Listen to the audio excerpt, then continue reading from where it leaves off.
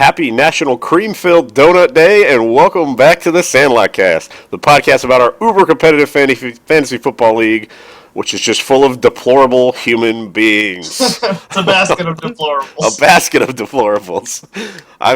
We got the band back together this week. We got Anthony, we got Hillers. Gentlemen, how are we? Not bad. I had no idea it was Creamfield Donut Day. Someone in that lobby was working hard. Yeah. Yeah. Get a whole day for that one type of donut. When's Cruller Day? Probably had to deliver a lot of donuts to get it to be Cream-Filled Donut Day, right? I mean, I don't know. I don't know how you even get that. Is that some kind of sick joke? Yeah. So, Anthony, man, we didn't have you last week. How you doing, man? I'm happy to be back. I'm excited to do another podcast. I will try not to be rusty. I do think that Basket of Deplorables may be a new team name for someone in the league. I would vote Evan. Kangaroo Court, It's not good. But Basket of Deplorables is excellent. Yeah. It could be either a team that's like that we don't like, or a team of like just horrible human beings off the field. Like we got to pick, right? Like. Well, with Evan, you don't really have to pick. Yeah. I mean, if we're picking the worst team, I think it's Nick. But I don't know. We'll get into that with our power rankings. But anyway, this week we've got our. We're going to do a quick little. Spoiler alert! Nick's the worst. Nick's team is not can good. You have Spoiler. a team of only Devin Funchuses? Is that that would be one deplorable. We've got. We're going to do team overviews, some power rankings, and we didn't make our championship picks, so we're going to do that probably on the fly for some of us. We'll go ahead and do that. But that said, let's get into it. We want to start with mini games here, Anthony. Yeah, I have the mini games queued up for us. So the winner of the Week 1 mini game, which was highest scoring bench, is Kangaroo Court. Evan eked out, I believe it was Duplex. Evan scored a total of 64.1 points on his bench. And even though he went 2-0, he also wins the $10 mini game. So he's already banking money in Week 1, just as he did last year in Week 1. So Man. I suppose congratulations to you, Evan. 3 quarterbacks on my roster, and I still can't snag that one. Yeah, you got to make sure they're playing, though, Hillers. Hubris. So every podcast that I'll be a part of, I will update you guys for the regular season, the season-long mini games, about who is the highest scoring player of a single week up to date. Of course, this week is only Week 1, so I'll kind of run down that real quick. Expect these to change because I don't believe in past years any Week 1 player, maybe one. Typically, it gets used to pretty quick. So, high scoring single week QB is Andrew Luck, 39.5. Dave is currently holding on to $10. Way to go, Dave. Running back is D. Will, 29.1. Danny Grimes. Brandon Cooks is the highest scoring wide receiver, 27.4. Brad, you get that one for now. Dwayne Allen is the tight end, 13.3. That's Brett. I don't think that one's going to hold. That one is definitely not going to hold as soon as Gronk comes back. Here's an interesting one, though. Dan Bailey, 17 points. 17 points was also the... No, never mind. That one's not going to. That's not going to stay at all. Good analysis. No, I was going to say last year it won, but actually 22 was the kicker winner last year. So Dan Bailey's currently at 17. That's Andy, and then Minnesota is the Week 1 defense current leader, and that is Merrill. Oh, and then the high-scoring single-week bench is Alex Smith, and that 28.9 points. That's me. I hope that one holds. I hope all the rest of you falter. If only I paid more attention to defense, All right. Well, you guys want to get into some team overviews? We're getting a late start tonight. You notice the podcast looks a little different here. We're streaming live on Twitch here. Google has decided to discontinue their Google Hangouts on air, so we've had to find other means to do this. So we said, fuck you, Google. We'll go to Twitch. And here we are. Also, Anthony is entirely computer-generated this week. Yes. Yes, yep. Anthony, say some computer-generated shit. I've been programmed in nothing but, why don't we go with Lisp? Yeah, that's some uncanny valley shit right there. I'm going to recursively drop some fantasy football knowledge on you guys. Classic computer-generated Anthony. Classic. Yeah, I think Evan might be the only one getting that joke. But it's creepy. It's just not human-like. Yeah. Your connection is also not good, Anthony. We're we're losing you for some reason. But Great. yeah, so great. Okay, let's start with we're going to start with the rock and roll division here, and Anthony. I don't know that much of our analysis has changed from week 1 to week 2, Hillary. So we'll let Anthony kind of have the floor on a lot of these if he wants to either rebut what we said last week or just kind of roll with his own analysis or whatever. But Sure, speak up. we'll start with the Dad Dicks here, who went 2-0 in week 1. They put up 124 points and find themselves in first place here. I did very little prep for this, so you're going to have to bear with me. Click on the roster. Yes. Okay. How do we do tell you this? how many points everybody got. Yeah. Well, how about I just jump in? Yeah, just go, Anthony. Yeah, Dad Dick. Do computer stuff. I think he's definitely one of the top teams in the league. I think that Dad Dicks, as it stands today, probably is one of the strongest candidates to win our division. That's even despite the 2-0 start. His running back core is downright scary, and that's with with guys like Frank Gore and LeGarrette Blount not even doing a whole lot. David Johnson for a $4 keeper is insanely good value, and he looks like he's going to be really good. And then D'Angelo Williams, his 30s must be his 20s, because in his 20s he didn't do so much in Carolina, but now in his 30s he's killing it in Pittsburgh. So he's going to be an insane fill-in until Le'Veon Bell comes back, and then Le'Veon's just going to pick it right up. Well, it was against the Skins, though. They've never been able to stop the run. I don't think it's going to matter. I think that the Pittsburgh running game is going to be so good, especially when you have so many good wide receiver threats. You can't stack the box against Pittsburgh. Sure. You're going to have a great running year. Will Fuller looks to be a great $1 flyer. Good for you. So I think that Will Fuller fills in the holes in, at least the flex hole on your team. I would have said pre-week 1 that you don't have a lot of depth in wide receiver on this one, but Will Fuller looks like he could be a guy that you could plug in your flex and just roll, even if you need it, because your flex is probably going to be covered by your running back. So the only bad thing I think I'll say about the team might be quarterback. And it's only because Eli isn't flashy, but 20-point quarterbacks, 20 points per game quarterbacks are going to win. If that's the weakest part on your team, you're going to win a lot of games. So very scary team here. That is correct. Hillers, anything to add? Yeah, well, normally I'd caution against, leaning so forward on a guy like Will Fuller, or, if Tajay Sharp had done better. I would say there's always somebody in week 1 that manages to sort of outperform. But having watched the preseason games and just sort of, the news from practice and the preseason and everything like that, it really seems like, for whatever reason, Osweiler looks his way a lot, especially, on touchdown plays. And so it looks like that there might actually be something shaping up there if they both manage to be a little bit consistent. This could be somebody everybody's kicking themselves for not just, bidding $2 on before he was snatched up at the end of the draft. So Right. His starting lineup's solid, and actually, go ahead, Anthony. Well, I was going to say with Will Fuller and Tajay Sharp, or Tahay Sharp, whatever it is, 11 targets apiece. So yeah, Right. Maybe they got a fluke touchdown, but if even if that target is a little high, let's say it goes down to 8, you want 8 target, players that get 8 targets per game. That's not bad. That's for great. Wide Yeah. receiver 4 and 5. Yep. No, So and no, I wasn't refuting that. It's like normally I would say a high score on week 1. Let's slow the train down. But I'm actually kind of a believer in Fuller. And even Steve Smith had 9 targets, even though he only had 19 yards. He still got 9 targets, so I think his production is going to come as well. So this looks like a deeper team than I think we initially thought. It looks like some of his fence guys who could have gone either way might end up breaking his way. Which it's about time something good happened in this league for Grimes. It's nice to see that. So yeah, it is horrendous. The rich get richer. Yeah. So all right, let's move on to the Duplex. EBS is our next team. EBS went 2-0 in week 1. They put up 119 points, 18 points, 118 points. And Anthony, we were a little critical of your draft. I know you were not happy with that, based on some conversations we had this week when we were watching the games. But do you want to run through that at all? I know we kind of hashed it out over Google Hangout earlier in the week, but Is there anything you want to say now that you've got the floor in a public forum seen by ones of people all around the world?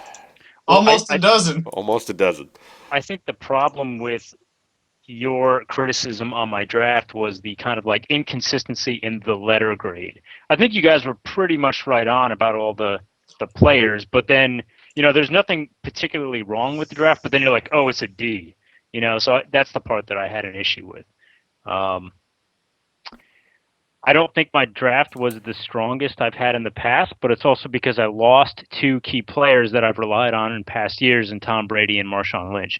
And when you lose cornerstone keepers, you have a lot of holes to fill. So I feel like I did the best that I could getting some value guys and some mid-tier guys to fill out the rosters that I can have a starting lineup that I'm comfortable with. There's a little bit more upside in this team than I wanted originally, but you only have so much money. Sure. Well, but to be fair, you had a lot more money than you thought you did. So yeah. So what I'll say about the money is that when I saw Derrick Henry go for 25, I had a lot of money stashed for Kenneth Dixon, and then I was shocked when no one bid above $1 for him. So that was either a miscalculation on me or on everybody else. I don't know. I guess we'll see. In that Time case, will tell which of the four people make it out of Baltimore's situation there. Yeah. But I mean, I got a lot of eggs in that basket because I left so much money on the table. In hindsight, I probably would have I would trade Cameron Brate for a $36 running back. True. Yeah. So, what are you gonna do? What are you gonna do? Looking at what you got here. Tell him what he's gonna do, Hillers. All congratulations to you for your 2-0 week one. It's better than I got, and 118 that you got is a very respectable score. But if I was you, I would be pretty worried because, a good, almost a quarter of that was Antonio Brown, and you've got two running backs that scored points at all. And if they have a bad week, you're in a bad situation. And to look at the depth on your team and see, single digits, like almost all the way down, I think is of some concern, right? That you're so heavily reliant on big scores from your studs. There's going to be some weeks where they don't get those big scores. And if you can't figure out a way to, either get some different depth in there or wait until some of these other guys get into a better situation, you're going to be in big trouble. Yeah, I generally agree with that. I got lucky this week. You picked good players. Jameis Winston and Alex Smith, both good quarterbacks, and for the price you got them, maybe even better keepers by the end of the year than what you would have gone in with. You started the wrong one, though, dumbass. You did. Yeah. That 0.4 points you'll never have back. I won't. I think that I got a lot of touchdowns this week, and had I had one less touchdown, I would be 1-1 right now. So I think I got lucky. I don't think my team is as strong as the record might indicate after one data point. I don't know. 127 points is pretty strong. I mean, it's week to week. After 1 week, you don't want to overreact to anything. I think you got a solid team. I think you'll probably agree that running back is where you could use a little bit of depth, maybe a little bit of help. But as waiver wires go and as trades go throughout the season, I'm sure you'll find somebody to pick up to kind of help with that. Well, Chris Ivory's going to come back, right? And Ivory will come back. He was hospitalized and will probably be back in maybe week 3. Right. And given the way that Yeldon ran, I mean, ran or run? Given the way that he ran, he was ran or he was run. Did I say was? Don't try to do English, Merrill. I just want to be. If we're nothing if not grammatically correct here. Given his week then one we're nothing. Given his week 1 performance, I expect Chris Ivory, when healthy, will probably get more touches than Yeldon. Yeah, I agree. I think Ivory's the guy. I think he's going to be the back there. They brought him in because they were not happy with Yeldon, I think. So. Yeah. So, and I think that Perkins and Javorius Allen are probably on our waiver wire trash right now. Although, Andy, if you are interested in Paul Perkins as a Rashard Jennings backups, let me know. Or you can just get him off the waivers tomorrow. There you go. Which of his running backs is he going to dump to pick up Paul Perkins? Yeah, I know. No. Which of his, top 10 running backs, you guys? I really hope he does get Paul Perkins. Well, next team on our list, the Hiller's Shit Show, Hiller's Bag of Deplorables, Hiller's Hot Carl, whatever we were calling it this week. Hiller's played against End Zone Bombardment Squad. Hiller's put up 99.7 points. You went, what'd you go this week? 1-1 with 99 points. So good. Got a little lucky there because it was a high-scoring week for pretty much everybody. So you caught a little Not break. Nick. Not Nick, right? You caught a Yeah, little my break. strategy is to play Nick as often as possible. It's a good strategy. That's who I beat as well. Actually, no, I didn't play Nick. I don't know. Maybe I did. I don't know. Anyway, Hillers, you came in. We knew Rogers was the strength of your team, but Larry Fitzgerald had a pretty good week here. So why don't we start with you, buddy? And how was your opinion changed on your team after 1 week, if at all? Not much. I mean, I sort of banked my draft strategy on, how do I work trade pieces, and all week one taught me is it's not going to get done in the preseason, and it's not going to get done in week one. It's probably not going to get done in week two. For me to get good value, I'm going to have to wait till people are hurt, till they give up on their prospects, and then sort of move in there. I was pleased to see that Arian Foster was serviceable. Yep. In that role, and that Justin Forsett was rehired. Yeah. Aaron Rodgers is who he is, and I think this season is going to be so much better than last season, which would have been a good season for many quarterbacks. For him, was a bust. But for so many reasons that have been cataloged elsewhere, it's hurt receivers. He was a little bit injured. Things look a lot better there. I clearly bought into preseason hype on Devontae Parker. When I see a guy like Will Fuller go for $1, it just makes me sick. So it's but everybody else, I think, either performs sort of okay or maybe even has a little room for growth. Like, I wouldn't be at all surprised to see guys like Jordan Reed or the Seahawks have a better game than what they had this week. And so I think maybe you're seeing maybe a little bit lower than what I scored this week is probably a good baseline, because I certainly can't expect 20 points from Fitz every week. Okay. Hillers, you're a little off center. Can you scoot to your right? There you go, buddy. Anthony, go get him. Center of my desk. I'm looking at the entirety of the points scored on Hillers' team right now, and I'm struggling on how it even adds up to 99 points. It must do it, but Through the magic of math. If you look down my roster and saw a lot of single digits, Hillers is way more. Two times worse than that. I mean, his team is essentially Aaron Rodgers, Larry Fitzgerald, and then kicker defense. And ouch. Aaron Rodgers was serviceable for now. Arian Foster. Yeah. Sorry, Arian Foster was serviceable for now. Yeah, I was like, whose name did he mispronounce there? Yeah, sorry about that. I disagree with you on Devontae Parker. Give him time. $11 is a lot of money, but I would still give him time. No, I won't. I might be a little bit more concerned about T.Y. Hilton and Golden Tate. In week one, both Stafford and Luck went off. Luck had 4 touchdowns, had a ton of yards, like almost 400 yards. Stafford was slightly under that, but he still had a really good day. And then you have your basically number ones on each of those teams didn't really do very well. So do you really think they're going to spend the whole season ignoring their number ones so on Hilton, those teams? So Hilton had, I will say, we talked about targets. Hilton had 12 targets. So you talked about how you like to have a lot of targets, and he's a guy who had that. Tate only had 7, which can be a little concerning considering he's kind of the slot over the middle kind of guy. But I think, I don't know, Hilton got the work. He just didn't get in the end zone.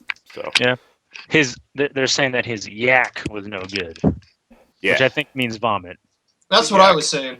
Yak problem. At home, I go, you know what the problem is? Yak deficiency. Got poor yakage. Hillis, you're in general, your team is not very good. No, it's not good. If I had to give it a grade, I would say not very good.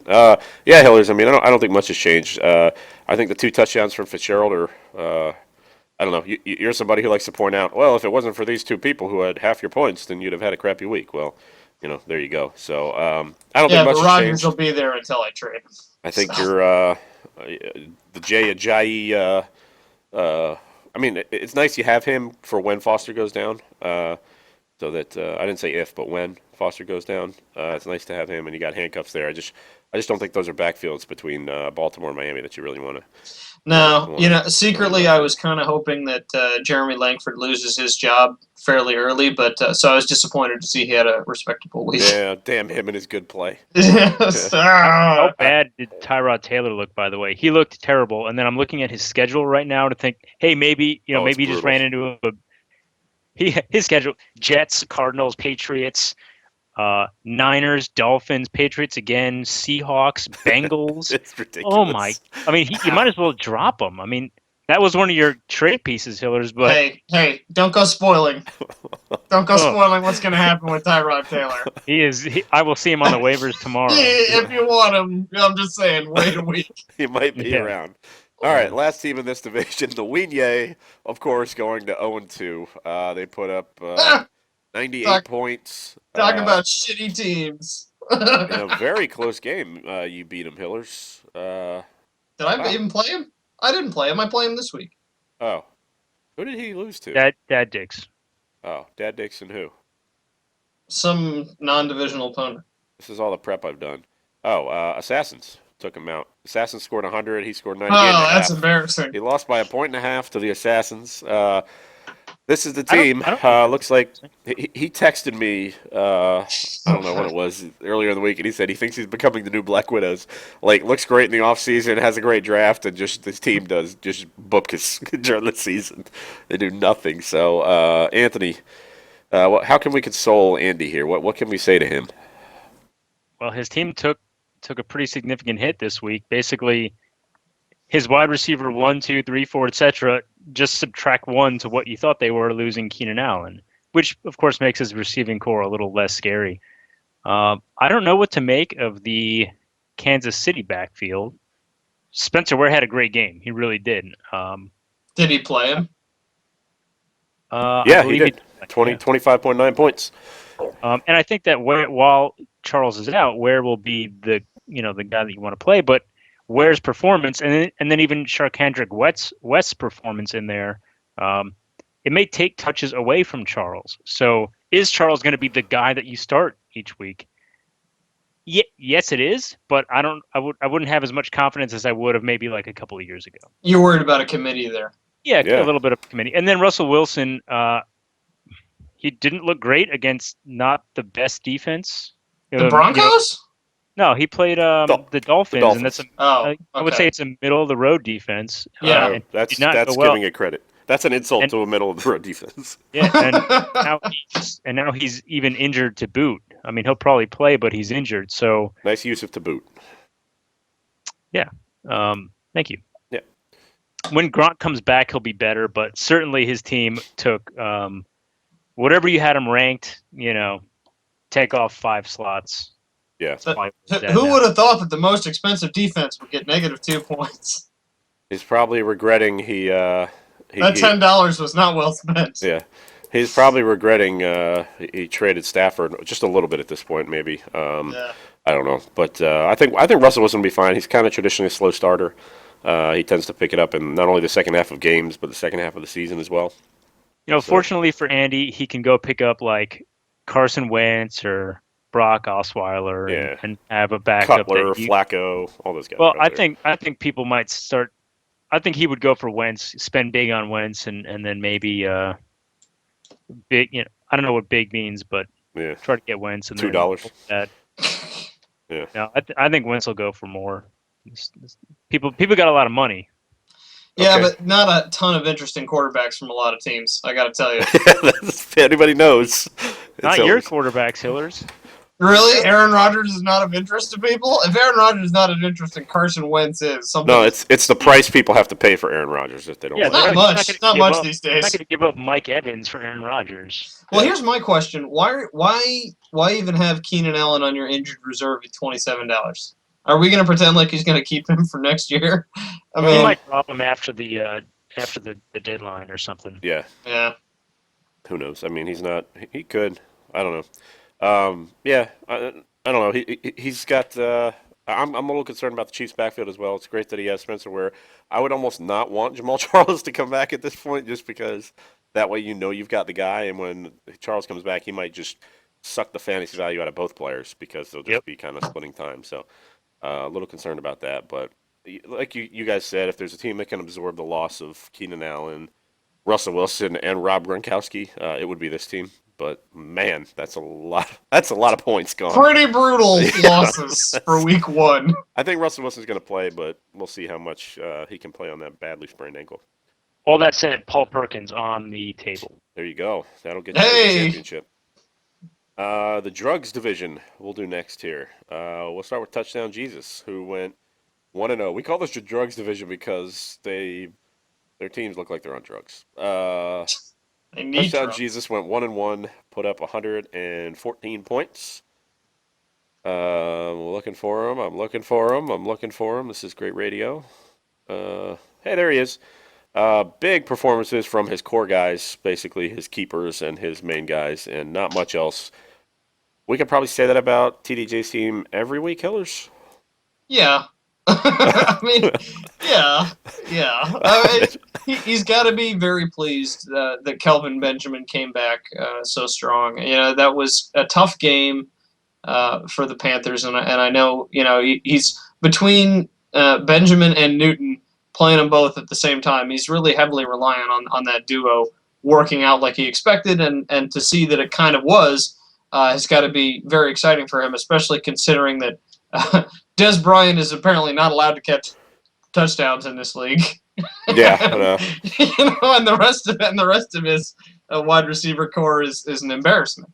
Having said that, it looks like he'll be just fine with C.J. Anderson, Carlos Hyde, and the Tennessee backfield. Short of the Dad Dicks, this is the best running back core probably in the league, maybe. So I think you've got a good potential there. He'll win a lot of games. It's not going to be, a terrible season. I think he's certainly, in contention to be somebody that's in the playoffs, especially in your terrible division. But if anything happens on either end of that Newton-Benjamin connection, this team should worry a lot. Maybe. Anthony? Wow, I had a pretty opposite thought about this team. I think it's maybe one of the best in the leagues, and with some savvy waiver pickups, it could be even better, right? I think Cam Newton's going to be great Excellent. this season. I mean, he didn't even have a great game, and he scored 21 points, so Yeah. it's only going up from there. I do think he has the single best running core in the league, above Dad Dicks, because there's a lot of different teams he could play players on. And C.J. Anderson looked really good against a really good He really defense. did. He really really looked did. really good. And Carlos Hyde, I think he's gonna run a lot. He's gonna get a lot of attempts. He didn't look as good. I think he didn't look as good as the 21.3 points shows, but he's gonna get a lot of work. And then between Murray and Henry, great. Yeah. Carlos Hyde, 23 rushes for 88 yards. Not that great of a yards per carry. Yeah, and watching that game, he didn't look that dynamic, but he'll get enough work to make him a great flex play, right? As long as he stays healthy. That's the thing. I would say he could be in for an awkward period midseason if Derrick Henry, starts to show up a little bit and they give him a little bit more time. You're going to be looking at potentially mediocre games from him and Murray both as they split a workload until it's sort of a bell cow has been chosen there, if that ever even emerges. So then, sorry, but Ebron at tight end, take this team. If he spends, let's say, I know it's extreme, but let's say he spends $10 and takes the top 3 available wide receiver waivers tomorrow, right? Yeah. All of a sudden, this team looks like the Fine. scariest team in the league. Yeah, but Right. why does he need to do that? He's got Kelvin Benjamin and Dez Bryant. I mean, what's the... Well, that's what I'm what's saying. He doesn't need to do it, but he Right. could, Yeah, sure. right? So It he gives can him the make the depth team there. just insane by spending $30. Are you And guys worried that Dez Bryant is no longer Dez Bryant-y in the Dak No. Prescott? No, Yeah. he One catch Yeah, for 8 okay. yards. You're not worried in the slightest. he almost had a touchdown, and it was bobbled in the end zone, Des Bryant style. And had that happen, he would have had 10 points, so he wouldn't even been. It's in the rules. He's not allowed to catch touchdown. Right, it is true. That has to happen once a year. But he's already done with that now, so we're good. No, I'm not too worried about it. I think, He'd be better with Romo, but I still think he's a guy you have to start every week. It's terrifying to bench Des Bryant. You can't bench Des Bryant. As soon as you do it, he's going to get 40 points, Yes. right? So, yeah, I think one of the stronger teams for sure. Just 1 week again, but he does have some, with Hyde, it's kind of an injury concern there. Des Bryant's been banged up a little bit the past few years, so I don't know. Hey, if these guys stay healthy, this is a scary team for sure. Next team, Black Widows. I go 1-1 with 104 points. Yeah, kind of a strange week for my team. It's funny. Everybody I spent money on in the draft or kept did nothing, and everybody I went cheap on exploded. So just one of those weird And things. you say defenses don't matter. Yeah. Well, That's why- about the only thing that saved your ass. No, I don't say they don't matter. I say why spend more than $1 on them? Because they could do this. Anthony, what do you think, buddy? Hey, I just want to say one more thing about TDJ. I think it's kind of funny that he put RG3 on the injured reserve. He's a locker room cancer. You got to get him off your team. Yeah, I don't know. You gotta keep him around just in case there's a bidding war for If he RG3. comes back, I still wouldn't play him. So I No, don't know. you know where I want to go when I'm looking to revitalize a career that's gone down the toilet? To the Cleveland Browns, because that's where careers go to be revitalized. Um, Oh, so God. so Mike, with your team, I think it's had it not been for your kicker and I'm acknowledging that your kicker and defense basically won you one of the games this week. Yep. But looking at your team, I still really like it. Matt Stafford, your running core looks real good. Your top three, including your flex, should be Crowell, Ingram, and Jonathan Stewart, as long as he's playing. And then if you start Odell Beckham, So which receiver do I sit? I think you start Cobb and Beckham until Fitz starts playing a little better. Okay. Um, Interesting. you'll have to get a Marshall tight could be in the mix as a flex if you're having running back problems. You'll have to get a tight end, but that's not so hard. I guess the only surprise on your team for me was Kevin White not getting as much work as some of the other players on the Bears. Well, it's his first game, right? I mean, Yep. He had 7 targets. yeah, it's his first game. You know, yeah. No, it's not great. I agree. It's not great.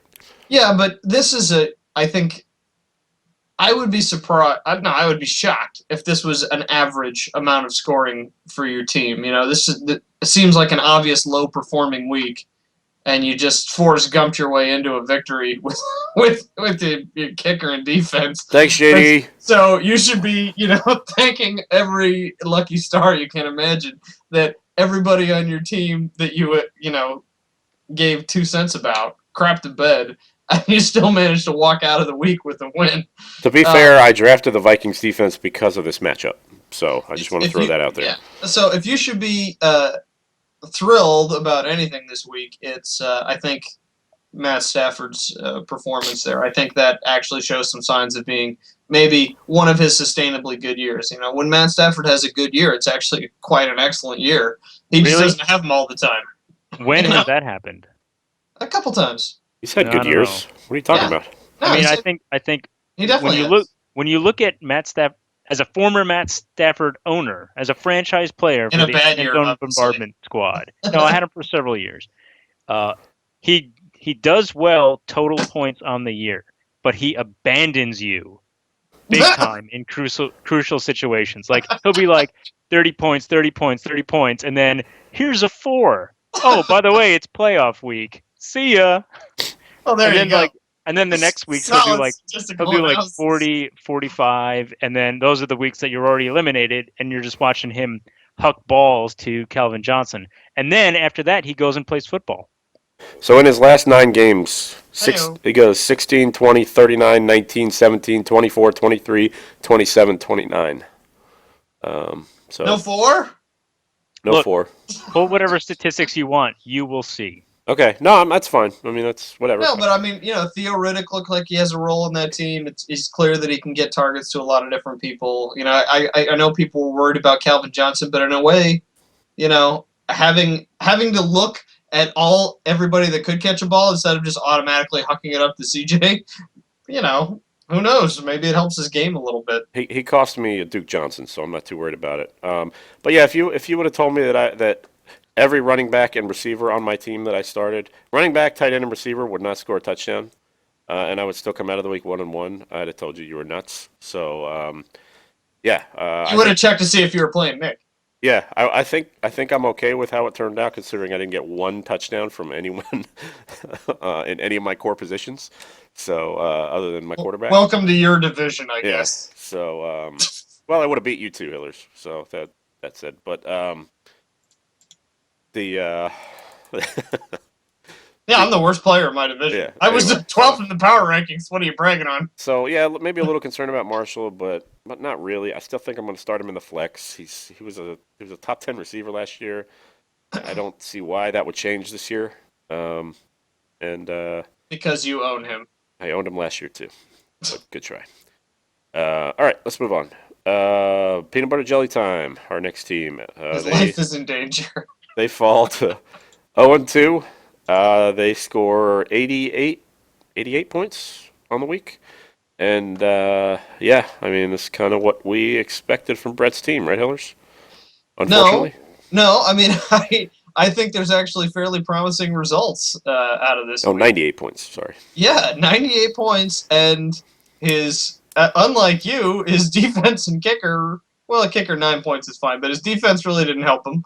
I don't, to be honest, know which quarterback he started, but it could go Palmer. So that could go badly any given week, and probably will more weeks than one. But to have, 3 running backs, all in double digits, particularly to see what Danny Woodhead was doing, even when Melvin Gordon was having his, slump buster, get back into the scene sort of game. Still, Danny Woodhead is getting 18 points.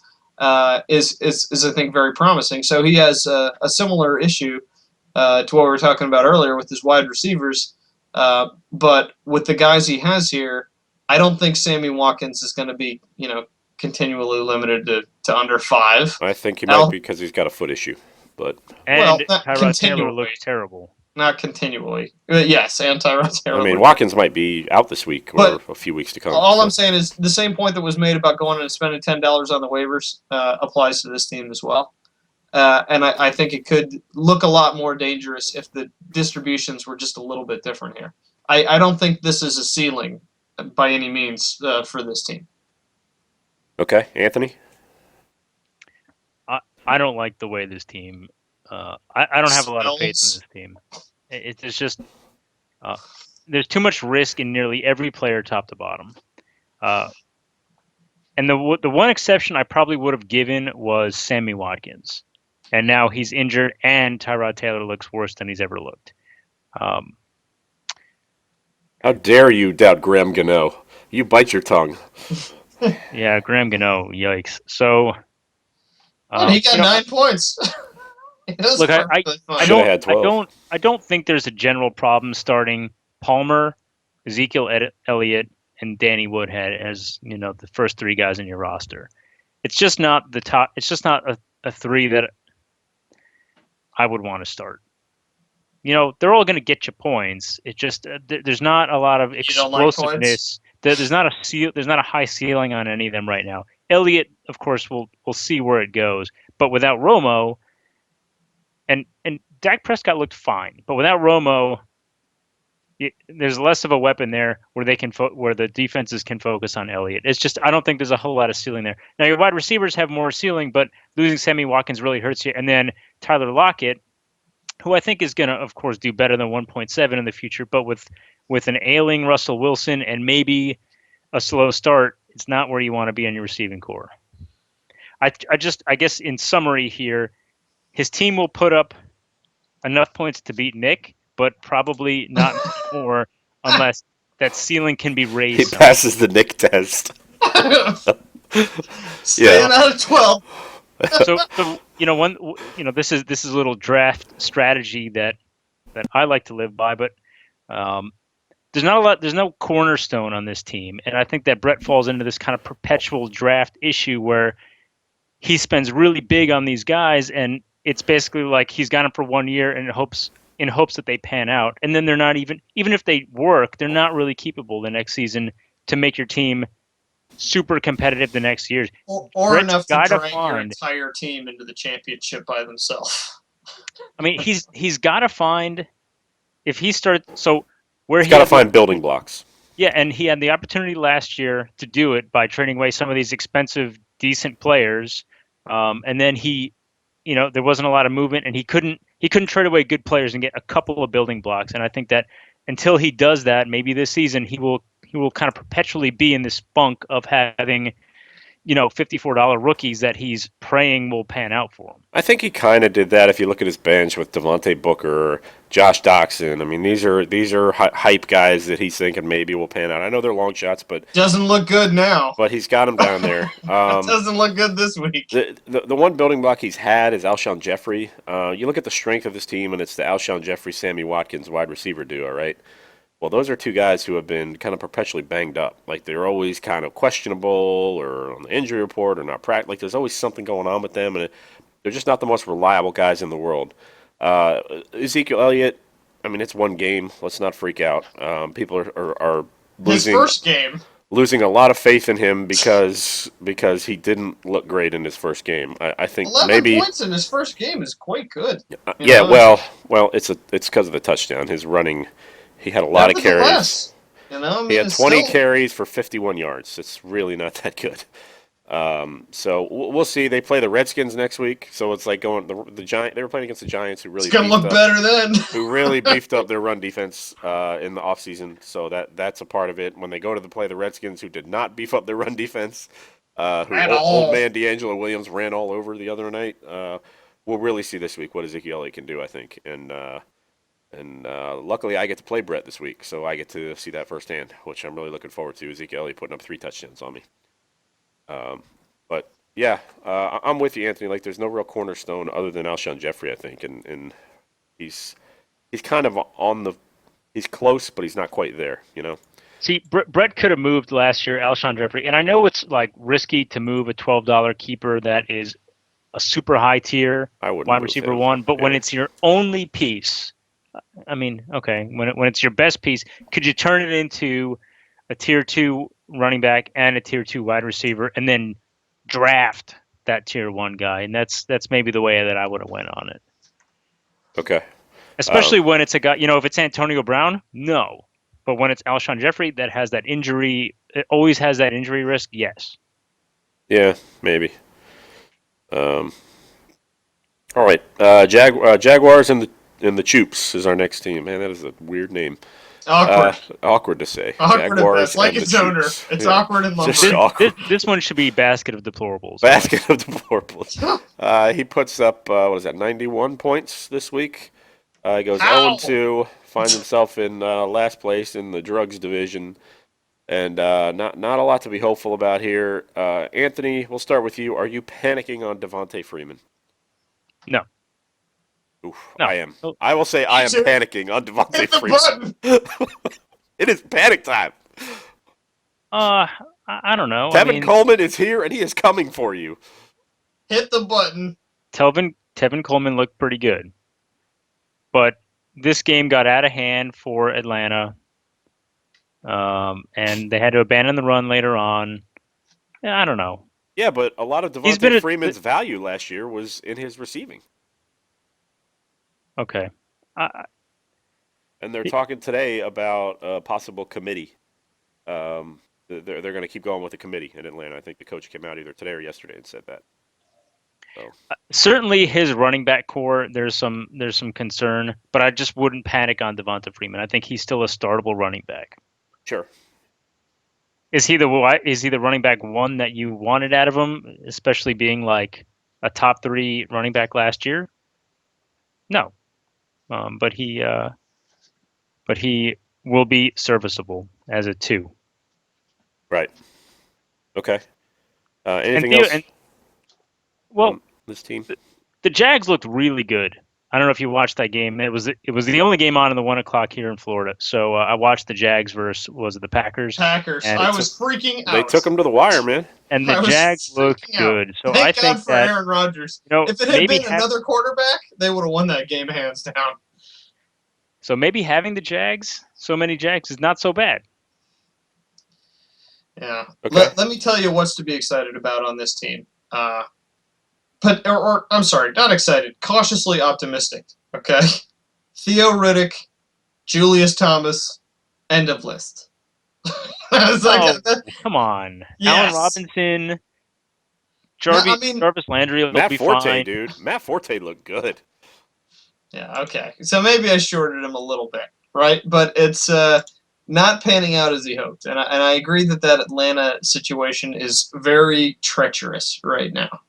That it's really too early to tell from one game, but we do only have 13 games, and this 1/13th sample, is not promising for his team's hopes. You really need one or the other of them to be the guy there. I don't think he was trying to draft a backfield. I think he was trying to draft a handcuff, and to find out that that's not the case is troubling. What I think is of more potential concern to him is this running back or this wide receiver core that looked so, formidable. And now we're asking questions: is Demaryius Thomas going to be healthy? If he is, are the Broncos still the same passing team? Deshaun Jackson actually had a really good game, but after watching what happened with the Steelers, now I'm like, maybe they're not as good as they think they are. Maybe that's closer to the high end than the low end for Deshaun Jackson. And Vincent Jackson, Jarvis Landry, and even Allen Robinson, I would say, pretty well underperformed, especially given that the Jaguars had a good game. You would have thought that, and I know the Packers have a solid secondary this season, and they must have been keying in on him. But something to watch. Yep. Well, he had 10 targets and 100 yards and no touchdowns. I just think that's not a ceiling, in my opinion. That's probably a floor when it comes to what. You talking 10 targets? Deshaun Jackson? Yeah, 10 targets and 6 catches. Yeah, that's more of Is a it a floor. floor, though? I mean, when you've got Josh Doctson maybe coming in, you got Jordan Reed there, Pierre Jameson Garçon still Crowder. on the team, Jameson Crowder's there. I mean, Chris Thompson. that's a lot of targets per game. Deshaun Jackson's not a volume guy. He's a deep threat guy. He's the guy that stretches the field. So I wouldn't count on a lot of targets. There are going to be some games where he'll get you 20 points, but there's going to be some games where he's going to get you 4 too, just because that's the nature of the style of player he is. He's not Julian Edelman. He's not the guy who's going to get 8 to 10 catches every game. That's just every not going to happen. game. I look at the schedule for Djax, and Steelers was one of the tougher games in the first 7 weeks. Next is Cowboys, Giants, Browns, Ravens, Eagles, Lions. It's and then not it gets even a the little quality of the defense that I'm concerned about there. It's just him as with so many available things and the questions about the Redskins O-line. I think, getting 10 targets is not going to be a weekly occurrence. I'd agree. Look, I mean, at the end of the day, what are we talking about here? He's got Jarvis Landry on his bench. He's got Vincent Jackson down there. He could plug in Theo Riddick into the flex. He could plug in, run both Atlanta backs. These are things he can work. I will say, Anthony, you mentioned. I mean, you can kind of say the same thing about this team that you said about Brett's team, is that there's no real cornerstone. There's no real building block. I mean, we thought that was Devontae Freeman coming into the year. Well, and Blake Bortles to a lesser extent. I don't think Blake Bortles is a building block. block. He had a lot of hype. Yeah, I mean, that's fine, but quarterbacks are less and less building blocks from year to year in this league. I mean, it's just not happening. But like Devontae Freeman, I think we thought was that guy, and it turns out he might be in a bit of a timeshare this year. So maybe he's not the guy he can keep for 10 years and just lock in every keeper season. So I'll just quickly disagree, because I think that he's got a lot of them, and they all don't have to hit. He's got Jarvis Landry, he's got Allen Robinson, he's got Devonta Freeman, and yeah, I'll throw Blake Bortles in there. So there's 4 guys that I think that you can roll in. Jarvis Landry. Yeah. As a building block?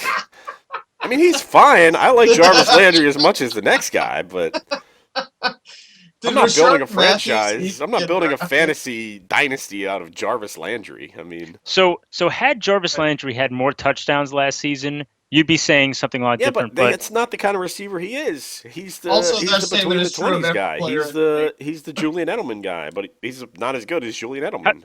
Take a swag on the receptions and yards for Landry last season. I know he's fine, but I'm not building my franchise around Jarvis Landry. I mean, I think he's more than fine. I think that he's probably an underrated. It wasn't even good enough for him to start elite. this week.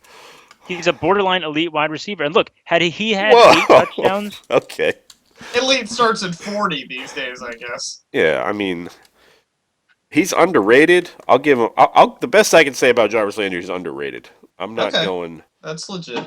I'm Yeah, not I might- going I might elite, set borderline up. elite. No, Alright. no. When does elite start? Not in the 30s. But I will concede Allen Robinson. Potentially a building block if Bortles catches on, but I don't know. Hey, we spent too much time on this dumpster fire of a team. We need to move on here. It's terrible. Its owner is terrible. That's all this. Change your name to Jarvis Landry and the Troops. And the deplorables. Duplex and Mediocrity. Here's our next team going into the sex division. Nothing weird. sexy than that. They go 2-0. They put up 119 points, I think it was. Where are you, Dave? Where are you, buddy? Come on, Merrill. Strong performance from Andrew Luck, top scoring QB of the week. I don't think I ranked Dave too well in the power rankings last week. Hillers, is this the team you thought Dave was going to have here? Yeah, I had him 4, and I was thinking maybe I would have him a little bit higher. What was crazy to me was to see how quickly some of the guys I thought were maybe flyers on his team were panning out for him. You know, if when I look at guys like Eli Rogers and Sterling Shepard and to a lesser extent even like Jordan Matthews, to see that they at least have the potential to be competing with guys like Cooper and Hearns week to week is surprising, and I think will serve Dave quite well. And now that Keenan Allen is out for San Diego, I think you can you can say that you can expect a lot more from Travis Benjamin as well. So, I mean, with this many guys with this much potential, I think he actually might be looking at some potential trade pieces here. And the scores might not reflect it, but I mean, Eddie Lacy played great. Yeah, You he know, looked pretty good. Yeah. He played great, and I think you can expect higher scores from him. You're not going to get 40 points from Andrew Luck for every week, but he is an elite quarterback, and I think that he has the potential to put up 40 points on any given week. If there was one thing to be really worried about on this team, aside from his one tight end having less than a point, it's that Matt Jones does not look like a solution. Does not look like an RB1 that you want to have to put in there, you know. And Latavius Murray got it done this week, but I'm not exactly sold on the Oakland running game either.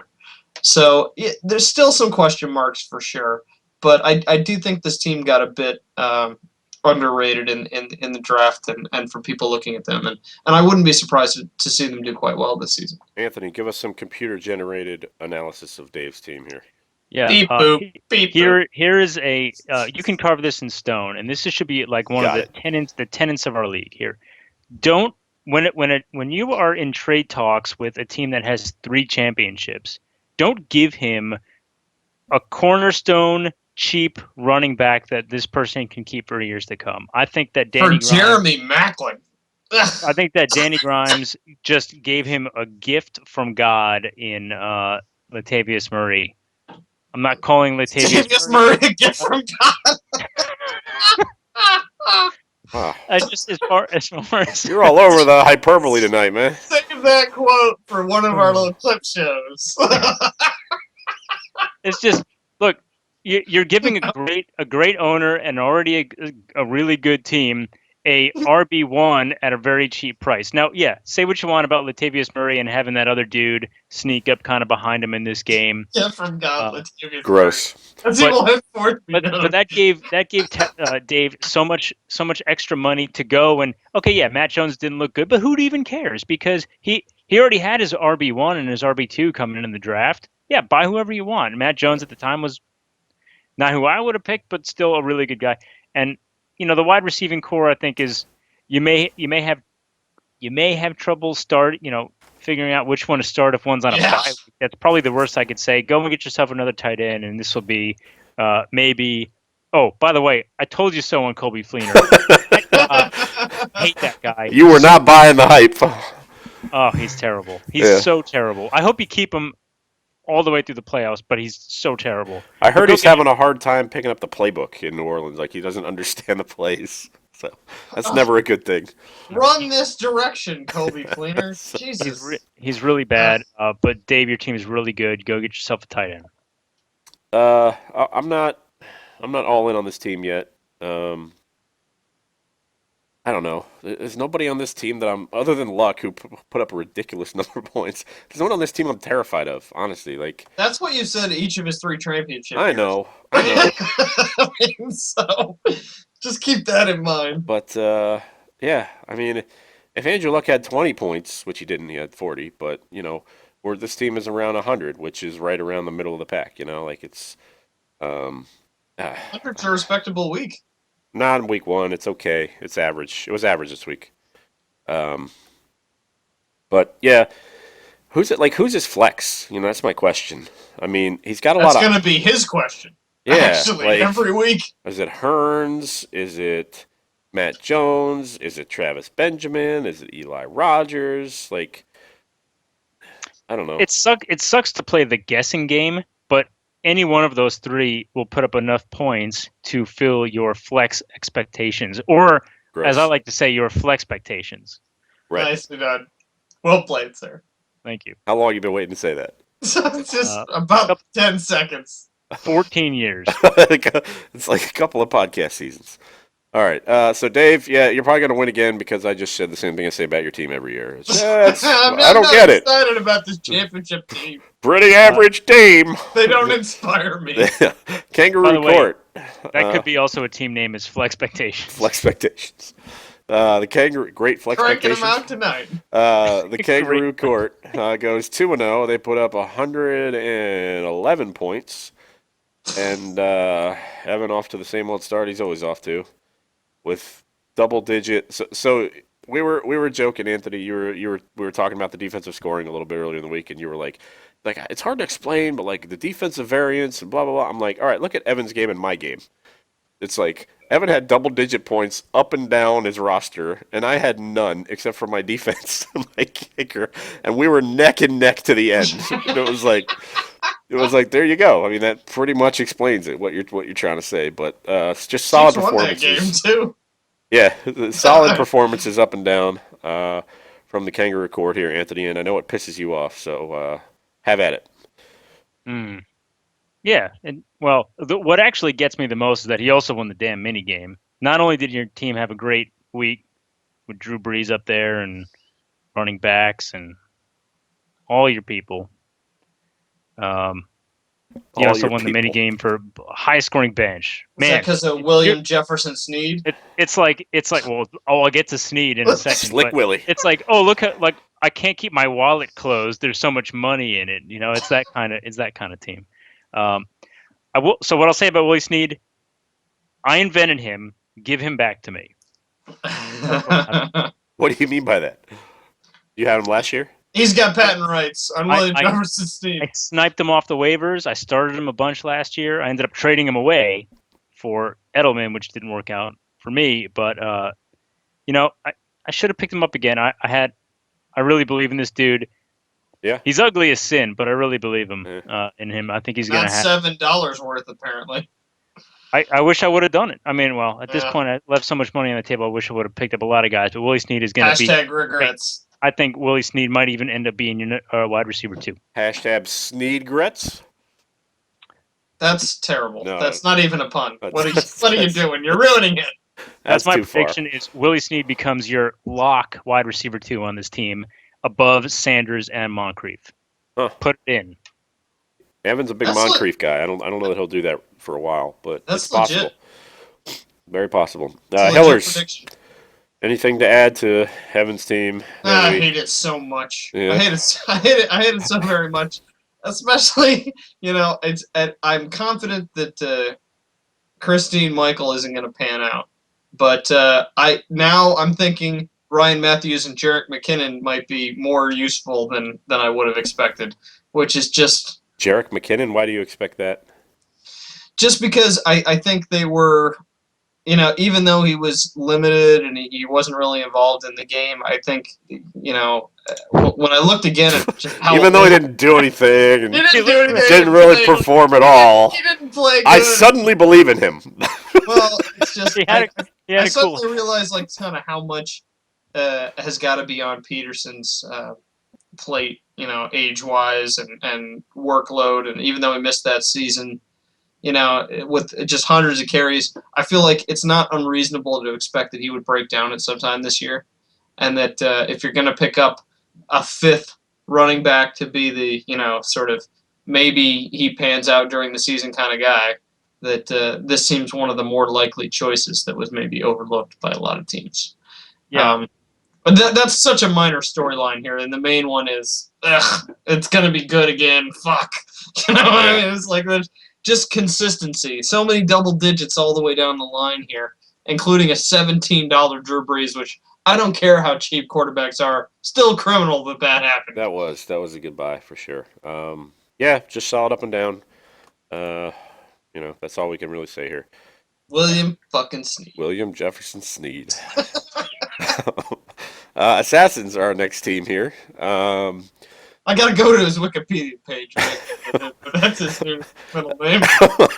Assassins go 1-1 on the week. They put up 100 points. And good performances by Big Ben and Brandon Cooks, who looks to be the stud we thought he would be 2 years ago.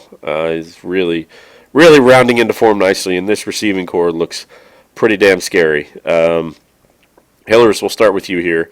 Assassins only put up 100 points, but I don't know. I always kind of like Brad's teams, but I like this team. I feel like Gurley's going to bounce back a little bit.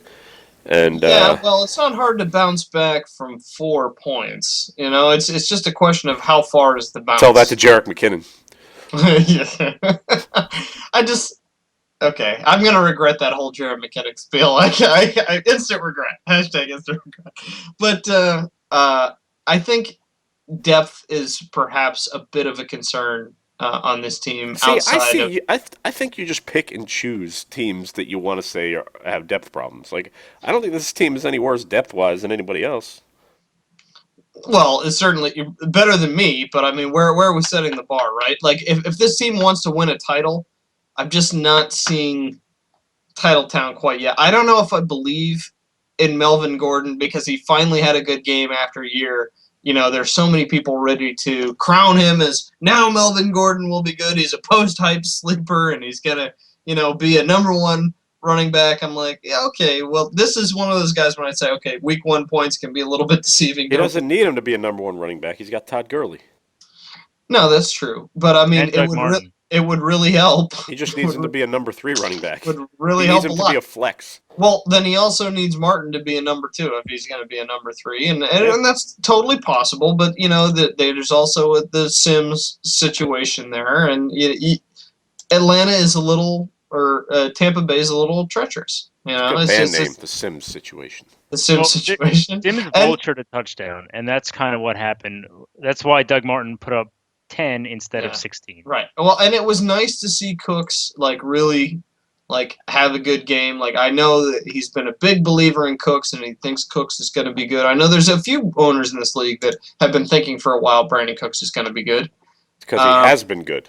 But this was a career high game, so it's not exactly the norm yet. Let's just give it a couple of weeks and see what it looks like. I think he's benefiting a lot from defenses actually keying in on Mr. William Jefferson Snead and that rookie, Thomas. So I think your analysis on Brandon Cooks makes absolutely no sense. He benefited from playing in week 1. I don't think 27 points means that Brandon Cooks is now a new top 5 receiver. He was the number 12 receiver on the year last year. So he's a. So is he a top 5?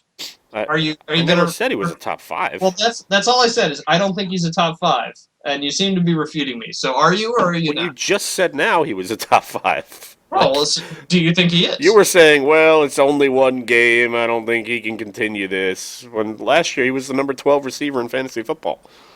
There were 11 receivers better than him. Just answer the question. Is he a top 5 receiver? No. Okay. Maybe. Actually, I don't know. He could be. Maybe. Your favorite Would you say that he's elite, Merrill? I think he's no Jarvis Landry or Jerick McKinnon. But I think Brandon Cooks... just so you know, he had less receptions and less yards than Jarvis Landry did last year. He just had 5 more touchdowns. Yeah. Most of the players on my team would have been better if they scored more So, touchdowns too. Yeah, but I mean, you're And missing when the I point. say most, I mean all. Of course. You're missing the point. Am I? Yes. Am I? All right. No. This is not the Jarvis Landry podcast. What are we talking about? It should. Brandon Cooks. Stephon Diggs, real or not real? I don't even know. I think he is what he is. You know, he's like wide receiver 3 or 4. You know, you plug him in when you need to. I don't know. He got a 10. That's pretty good. Yeah, but that's kind of what he is. He'll get you some 10s. He'll get you some 4s. But yeah, Anthony, Assassin's team. You mentioned you thought they were pretty good before the podcast. I think it's a great team. I think that his running core is excellent. I think that his quarterback. Is this Big Ben's last year? I think it might be. Really? Whoa. And I think that he's going to go out with a bang. And therefore, he's going to put up some big points. Too soon. So sorry. I think his receiving core is also very good, and I think that having He's gonna slam this league against the bathroom wall. Jeez. Good lord. It's a family Why show. is this so funny? That should not be funny. That's wrong, people. Children, that is wrong. Don't do that. I think that you could have said you don't know where the wide receiver depth is, but then I think the story of Brad's team is that Stephon Diggs emerged even with like a nobody quarterback. Now I know that's probably going to change next week when the other dude starts, and we'll kind of see how it goes. But it's nice to see Stephon Diggs producing. Instead, he'll have a quarterback that everybody knows sucks. Yeah, I think Gary Barnidge will also do better as your I wouldn't abandon Barnidge yet. Especially with McCown coming in. McCown's the guy who threw to him a lot last year. Yeah. You may want to abandon Clay and pick up another tight end as your backup, but not tonight though, Watson. Okay, so after week 1, let me ask you guys this: there's hype around, there's hype around Diggs. There's hype around, Adam Thielen, Cordell Patterson, Laquan Treadwell. What? Who on the Vikings is really? They can't all be good. Diggs. You know, It's okay. Diggs. I don't. Yeah, These it's other Diggs. guys are irrelevant. Okay. Who's got hype around? Who was the first guy you said? He had like 16 points last week. Adam Thielen is their number 3 guy. He got like, I don't know, double-digit receptions or something like that. Yeah. Huh. I think it's. I never Diggs. heard of him either, but I do troll the waiver wires, and he's right near the top. So I think Diggs is probably the most reliable option as of right now. But yeah, good team, Watson. Yeah, like Andy said, good running backs, good receivers. can he make the playoffs in his division? Yeah, I think so. I don't see why not. Okay. He As lost. a wild card? He lost because of kicker and defense. I mean, that's if they would have I done think- anything, he would have been 2-0. I think that's a good question from Hillers. It's not? Yeah, he has a good team, but he's also against the only 2 players in our league that have. He's got 6 titles ahead of him right now. Yeah, so that makes it real tough. But also a Nick. Segue. Yeah, but sure, you can have. Well, I mean, would you say? I would say that Duplex and Evans' team are both playoff teams, whether it's division winners or not. So does that mean both wild cards come from that division? I'm not. Is that even? I don't even know if that's possible, given the way that we do our divisions. It's possible. It's just not likely. Possible, not probable. Yeah, I think it's. Because you also have to play those teams 6 times. Yeah, it's going to be real tough. Yeah. Or maybe they'll all beat up on each other so bad that only one of them gets in. Then Merrill sneaks in again. Yeah. Maybe. All right. Pirates. Want to wrap this up? At least the review portion. Is Merrill still on the call? No, yeah, I'm on the call. I was muted. Sorry, I got the bubons, so I've been muting so I can sniffle and cough. Delightful. Yeah, the Iron Pirates Mystery Crew, nice segue into our last team here. They score 81 points and go 0-2.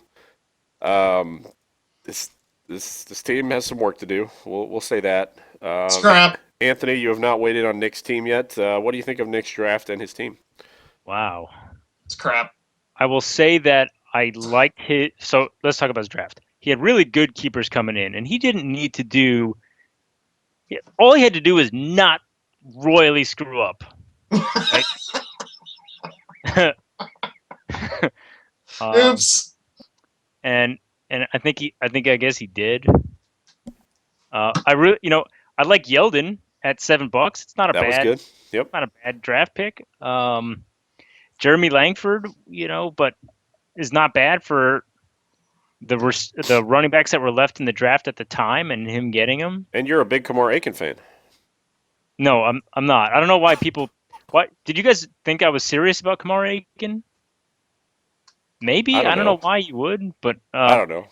But I think Hard that to tell in emails. his QB selection and his wide receiver selection in the draft were among the worst, and his score shows. Yeah.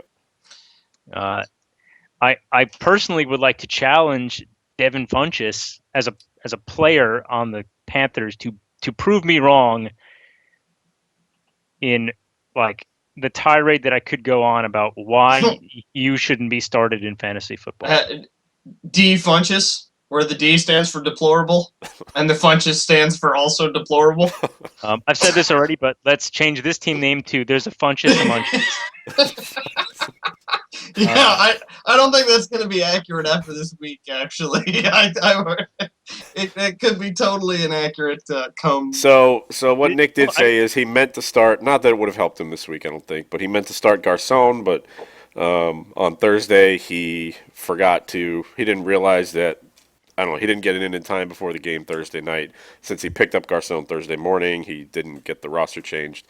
And the other question was, why did you start Thomas Rawls and not TJ Yeldon? That was the other big question because Rawls came in as a banged up backup, and Yeldon was the starter because Chris Ivory was getting operated on or something.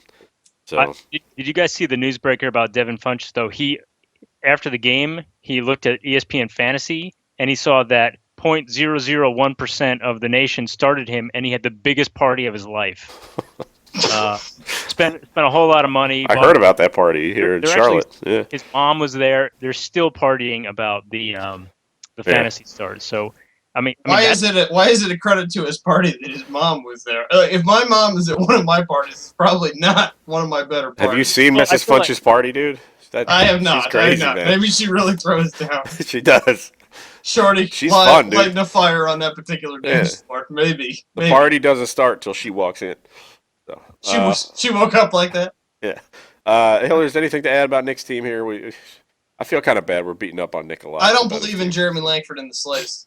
You want to talk about people who rely on their touchdowns for their points, and he's not good. You can see by the fact that just in football.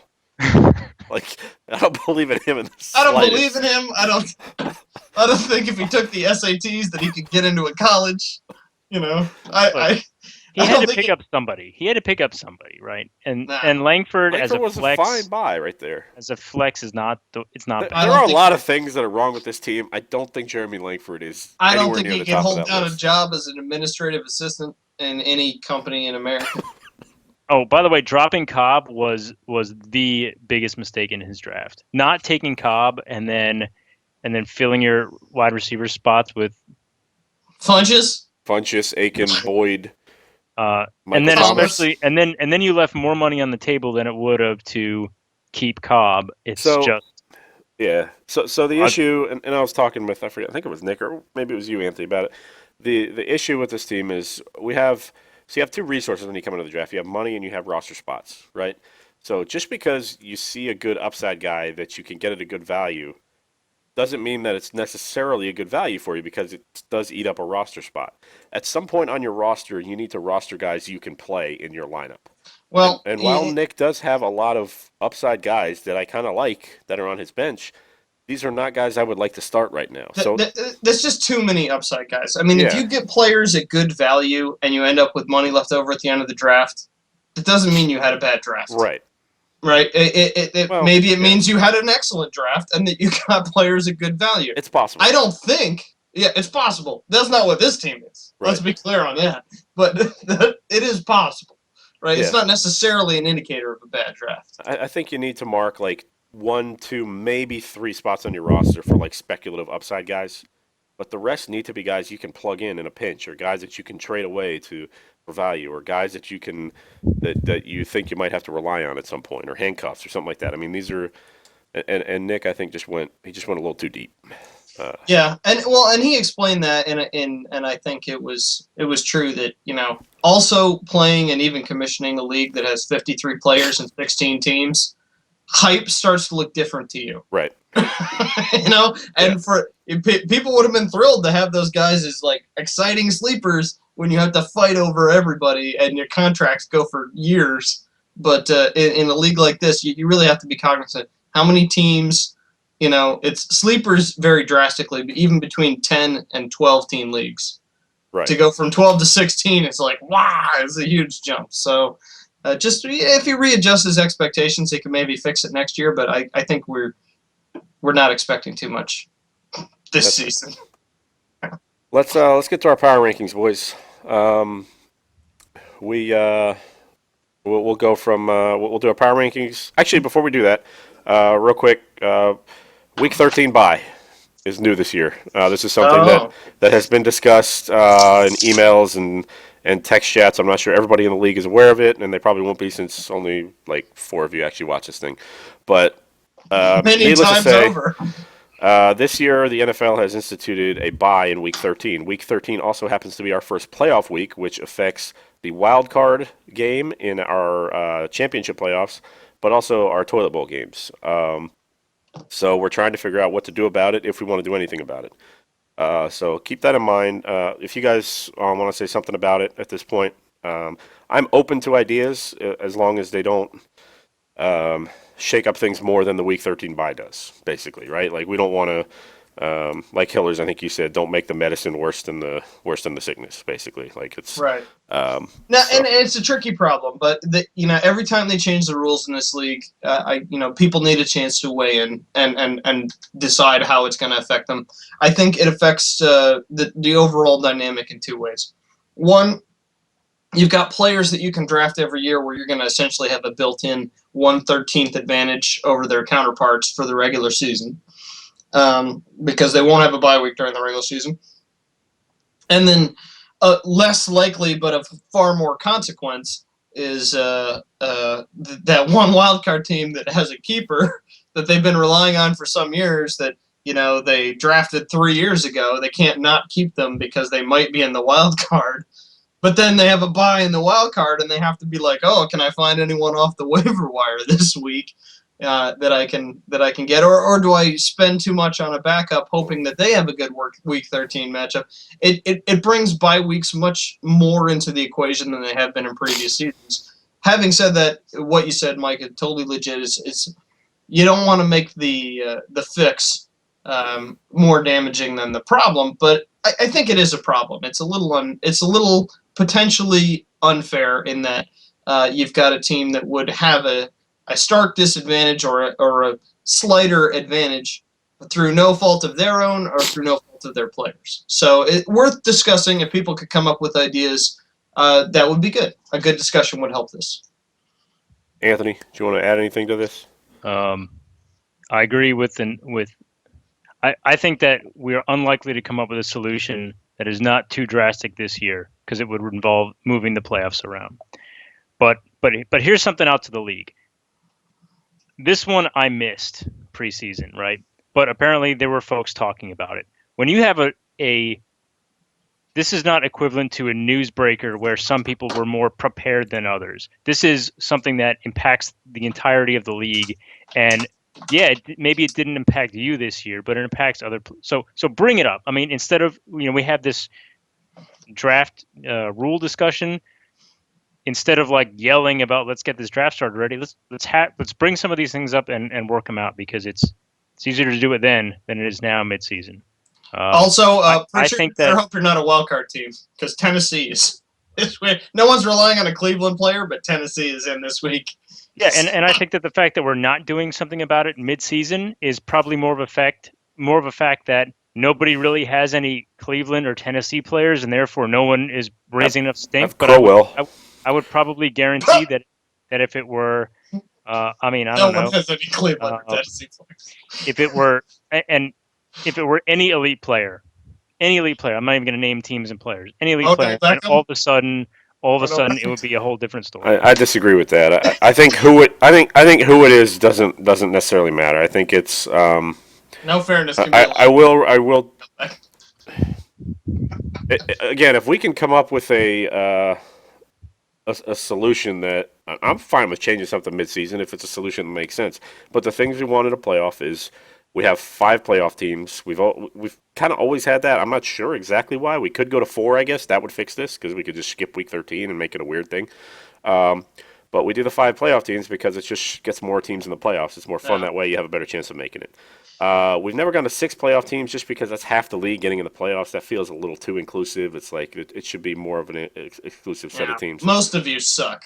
Right. So Most so of that's kind us the thing. suck, I should But say. I'm the definitely other in that thing lower is- tier. We try not to play in week 17 because that's basically a bye week for a lot of players as well. Because if you've got a player on a team that's already clinched, a lot of times they'll just play one half or whatever. And we also like to have a 2-week championship because that just kind of determines who the better team is over the course of time. It's less fluky.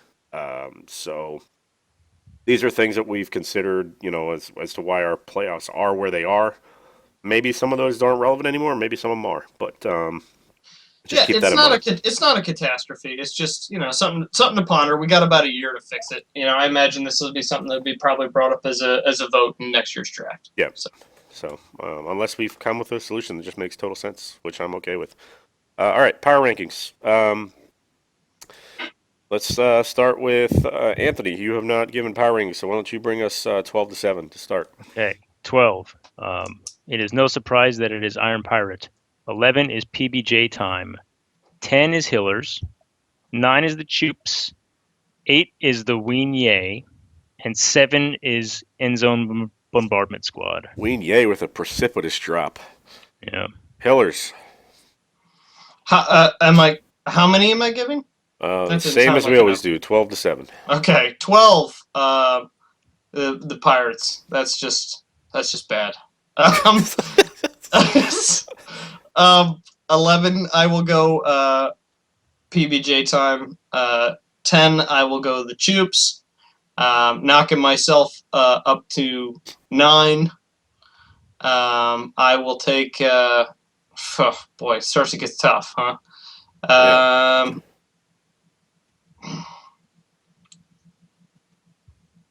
I'll take. Let's see, who did I have at 9 last time? PBJ 8. Sorry, I hadn't really prepared for this part.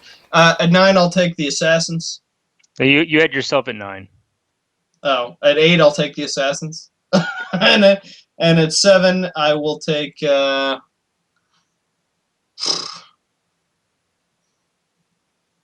The Black Widows. Okay. At 12, I have Iron Pirate. I think we're unanimous there. At 11, I have PBJ. I think we're unanimous there too, right? Yep. At 10, I've got the Choops.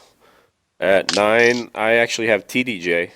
At Wow. 8, I have the Duplex. Whoa. And at 7, I have Hillers. That's utterly surprising. How do you rank him lower when he went 2-0 and had one of the best scores in the league? I don't think I moved him. I think he's where he was last week. Your opinion is you're a conservative. I'll give Merrill, you that. I'm not Merrill, overreacting. you moved Duplex from 11 to 8 this week. Yeah, but that there you is, go. it still is surprising. I moved him up. Suck it. You're welcome, Dave. Suck it. All right, Anthony. Bring us home. Bringing us home. So number 6, I have the Widows. 5 is Dad Dicks. 4 is Assassins. 3 is Duplex. 2, Kangaroo Court. And numero uno, TDJ. Wow. Okay. I love the early season power rankings, man. They're so all over the place. Jeez, I love it. Dude, TDJ is going to have a Praise. sick team until he gets into the wild card round, and then he's going to lose. Yeah. All right, Hillers. You need a minute? You do yours. Okay. At 6, I've got EBS. At 5, I've got Assassins. 4, Ween Ye. I don't think these have changed for me. I think I moved Ween Ye. No, I'm sorry. So despite 5, I have Ween Ye. 4, I have Assassins. 3 I have Widows, 2 Kangaroo, and 1 Dad Dicks. That's basically nearly identical to yours last week, Mike. Yeah. There were a few that moved around. Don't want to overreact to week 1. Keep that in mind, folks. It's just 1 week. Who was Okay. the guy that Hiller spent like $21 on in week 1? It was like a Jets wide receiver. That was like What? the over. No, never. Wayne Corbett? I don't know. I've never spent $21 on a It Jets wasn't wide Jeremy receiver. Curley. It was like someone way in the beginning, and he it bankrupted your ass so bad. Nick spent a bunch on You Sammy mean some Morris. other years? You mean some other years? Terrence West? Is that what you mean? Sammy Morris went for like $80 once on waivers, I remember. $78. $78. Yeah. That was funny. Somebody woke up one week and realized they had $80 in free agent budget money. Sammy Morris. You never know, though. You never know. That late in the season. It could be a great value. You never know. No. Anyway, 6 for me is TDJ. 5 is EBS. 4 is Masters of Elegance. Big hit for going 0-2. 3 is Dad Dicks. 2 is the Duplex. And 1 is Kangaroo Court. All right. By default, in this case. Yeah, I mean, they're the champs, right? So, 3-time champs are 1-2. Who wouldn't know? have you guys But go out done on a limb, Hillers. divisional predictions and championship predictions? Have you done them? Do we want to do those? How real long's the thing? I have no idea, but we can just do them real quick. All right, let's throw them in. Anthony, do you have any ready, or you want me to go? I have them ready. All right, go ahead, man. All right. So, in the sex division, I have Evan. Drugs, I have Touchdown Jesus, and rock and roll, I have Dad Dicks, which is the current order according to the league. And wild cards, I give it to Duplex, and I give it to Black Widows. I'm not putting myself in the playoffs this year, which is very sad. All right. Sad times. Hard times have come. Hillers.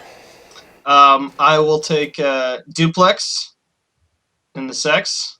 I will take, which no one has ever said or will ever say again. Duplex in the sex. I'll take. I don't even know what that means. Well, Sounds like a wrestling move or something. I don't know. does it? No, wrestling is. Could be. Sure. TDJ in drugs, and I will take Winier still in rock and roll, with wild cards of Dad Dicks and Kangaroo Court. Okay. I'm gonna take. Wow. I need another wild card. I just realized I haven't changed this yet. All right. Just The go sex- with the top 5 of your the power rankings. Sex division, I'm taking Kangaroo Court. The drugs division, I'm taking the Widows. And in rock and roll, I'm taking Dad Dicks. With wild cards being Assassins and TDJ. So, Anthony, what is your championship game? I have. All right, TDJ beating Dad Dicks. God. Okay. Yeah, I mean, why would a new person win it? We just rehash the same champions over and over again in this fucking league anyway. That makes sense. Does Pritchard have one? Yeah, Mm-hmm. we got one. Well, almost all the champions. Yeah, almost all. Almost all. Yeah. There's one left. There's That's- one that I guarantee is not going to win anytime soon. All right, go ahead, Hillary. Who do you got winning it? I will take Winier over the Duplex. Wow. Okay. Yep, Andy, if you're listening, you're the best team and you're going to win the championship for sure, and nothing can come in between you and your title this year. I think we all agree. I'm gonna take, gentlemen. 2 years ago, I made it to the playoffs for the first time in a while. Last year, I actually won a game in the playoffs. This year, I'm winning it all. Ugh, I'm gonna beat Evan for the good of the league, we're still for the good of America. We're gonna make the clearly Sandlot in great again. early season Merrill times. Yes, we are. We're still Come week 5, we'll all see dark Merrill times, where it's nothing but an unceasing wave of complaining. drop like a sack and of despair. stones like down the power rankings. Yeah, pretty much. So, all right. So there's our championship. Let's end this horrible, horrible podcast. Oh And, god, so bad. thank you guys for watching. If you're still here for some godforsaken reason, Get a And, life, yeah. people. What are you doing? For Anthony, for Hillers. This is Merrill saying thanks for watching. We'll talk to you guys later.